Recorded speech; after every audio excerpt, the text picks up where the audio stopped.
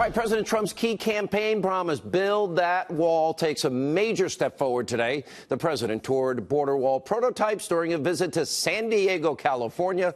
Let's take a look. If you don't have a wall system, we're not going to have a country. There's a lot of problems in Mexico. They have a lot of problems over there. And they have the cartels. And the cartels, we're fighting the cartels, and we're fighting them hard. Nobody ever fought them like we fought them. And we're looking very much at the wall with some see-through capability on the other side, and then solid concrete on top, or steel and concrete on top. The round piece that you see up here, or you see more clearly back there, the larger it is, the better it is, because it's very hard to get over the top. It's really deterrent from getting over the top. Who would think? Who would think? But getting over the top is easy. These are like professional mountain climbers. They're incredible climbers. They can't climb some of these walls. Some of them they can. Those are the walls we're not using. Those are the ones we're not using. All right, good idea. Now, the president also stressed the need for much tighter border security during a speech at a naval base in San Diego. Take a look at this.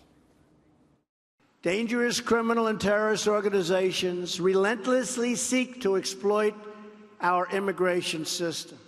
I've just come from a trip to the border where I met with our wonderful border agents, the Border Patrol and the ICE agents, unbelievable people, and reviewed prototypes of a new physical wall that will protect our border and protect our country. But that wall will stop so much. And we looked at the different prototypes, and it was fascinating. And we have 2 or 3 that really work. We had people trying to scale.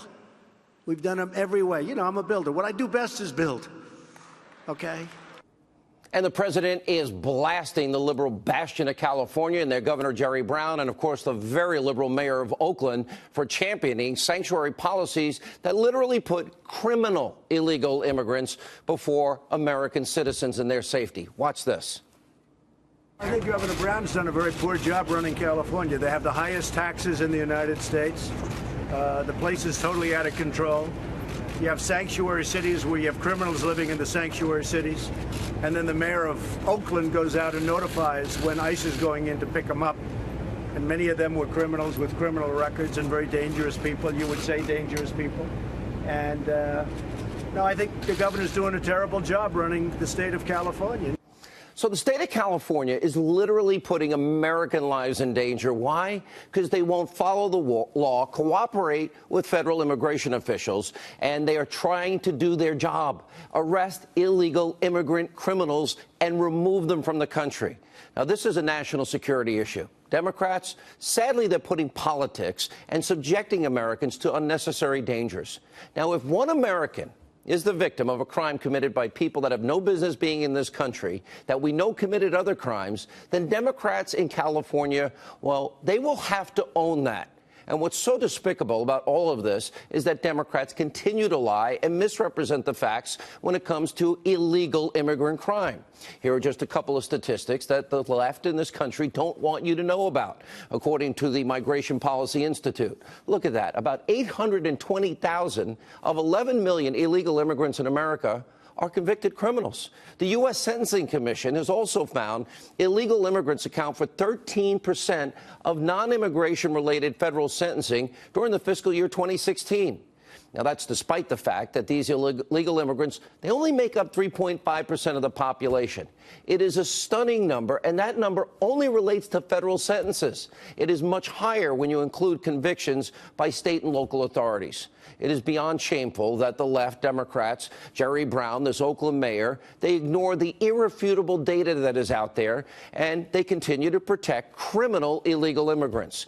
Liberals have also no clue about what actually happens at the border. I've been down there. We've shown you.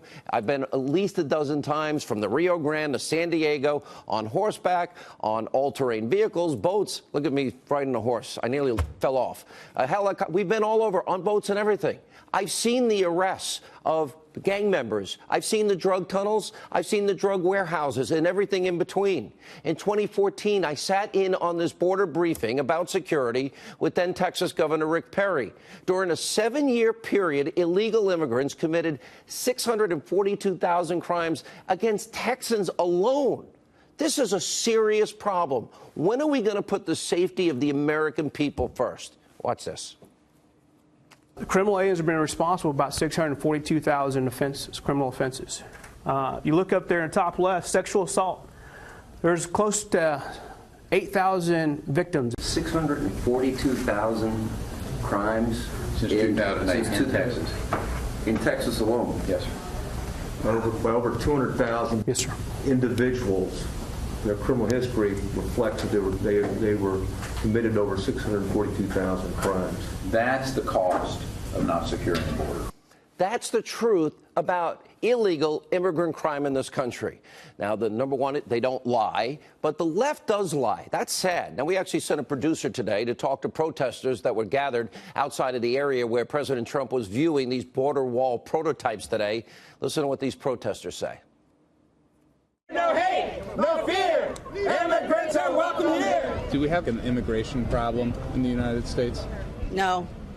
No. The world, human beings have wandered the world since forever, since they crawled out of the swamps. I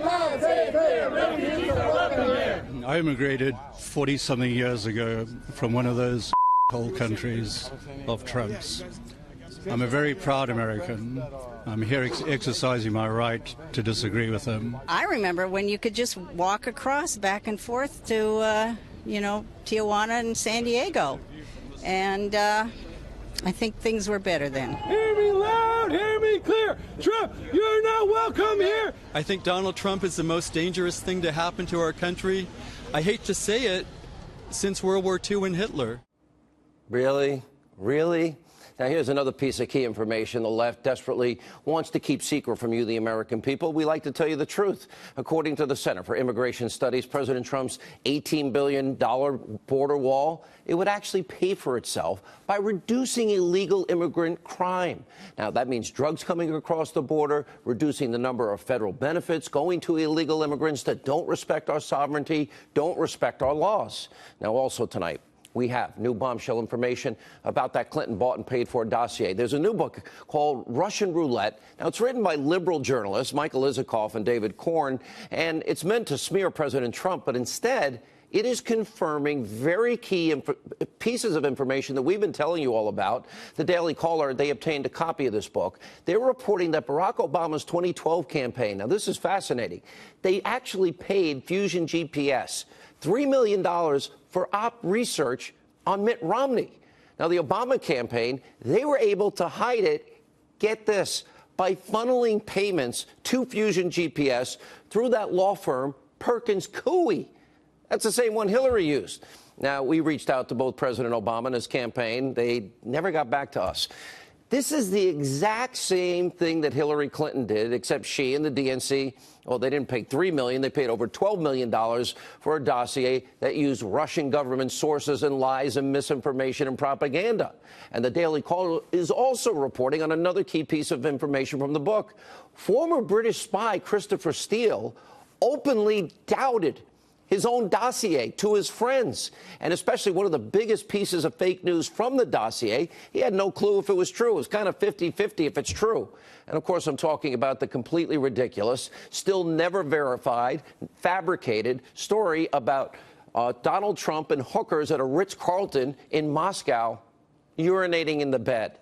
So Steele didn't even think it was true, but he included it anyway, and Hillary bought it. And then she gave it to the FBI. The FBI didn't do their job. They never verified. They never corroborated it, which is not only protocol, but that is part of what the FISA law tells them to do. And then the FBI used it to secure a FISA warrant. That same thing, Christopher Steele didn't even believe it, to spy on an opposition party candidate in an election year. And then, of course, they never told the FISA judge that the Clinton campaign and the DNC paid for these unverified, salacious lies, and nobody had any clue at all if it was true. Wow. And the Daily Caller is also highlighting how the book reveals a key source behind this Ritz-Carlton claim. Well, it turns out that it's a foreign businessman named Sergey Milian. Now, the thing is, Sergey is telling the Daily Caller that the dossier is, quote, garbage news. Well, that wasn't hard to figure out. Why didn't the FBI do it? And finally, the Washington Times reporting on yet another major revelation from the book. Senior Obama State Department official Victoria Nuland actually gave the original approval for an FBI agent to meet with Christopher Steele about the fake news dossier. And that means that the Obama administration was directly involved.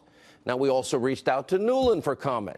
Her spokesperson, well, got back to us, but never directly addressed our questions. Instead, he just directed us to old interviews that she has done on the topic. Gee, thanks very much.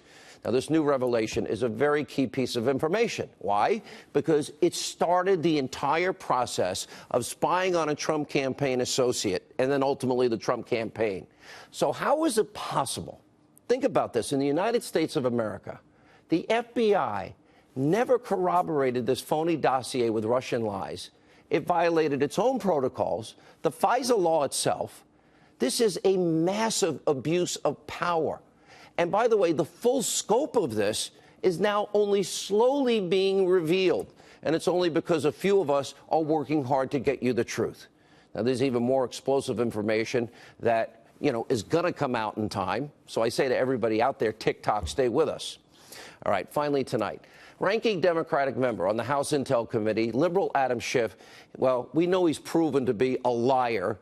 For over a year now, he's been orchestrating nothing short of a propaganda misinformation campaign against President Trump to delegitimize him and hopefully even take him out of office. And by the way, Vladimir Putin would be proud of all the work Schiff is doing.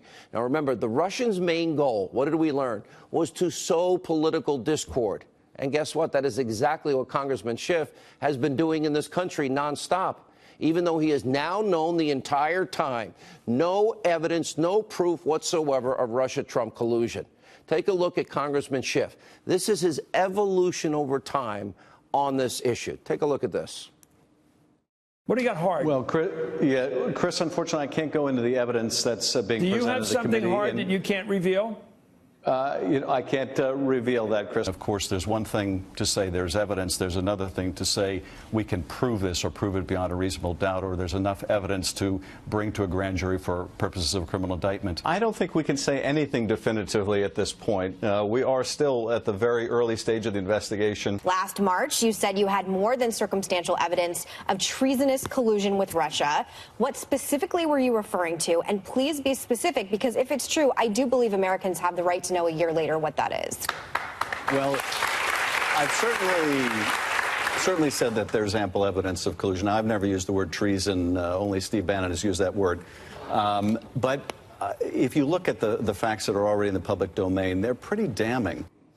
Okay, that means he has no proof. Great job, Meghan McCain. And Congressman Schiff has proven to be a national embarrassment, deliberately, maliciously misleading the American people. And he's also, of course, selectively been leaking like a faucet to try and damage and discredit witnesses that appeared before the House Intel Committee.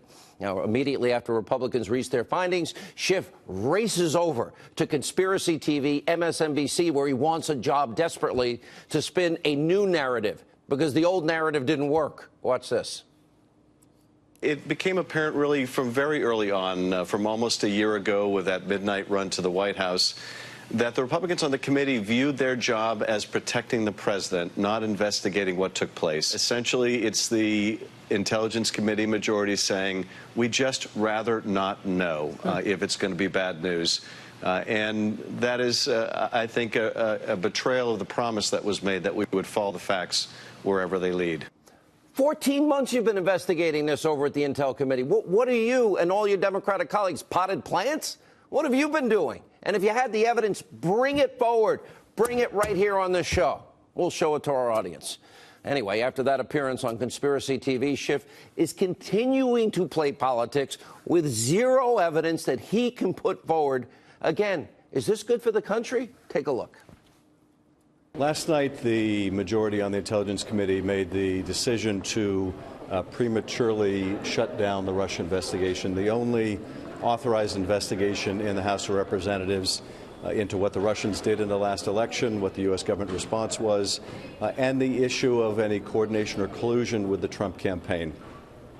That was a terrible disservice to the country and the American people, and represented a reneging on the commitment that was made at the outset of the investigation to follow the facts wherever they lead. 14 months, no evidence, and he wants to keep going. Schiff is just an example of everything that is wrong in our modern-day political system. Now, he has no business being in Congress. Everything that comes out of his mouth is a lie. He has zero credibility.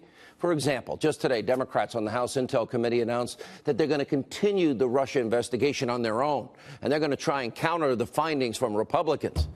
Oh, you think you would have known in 14 months.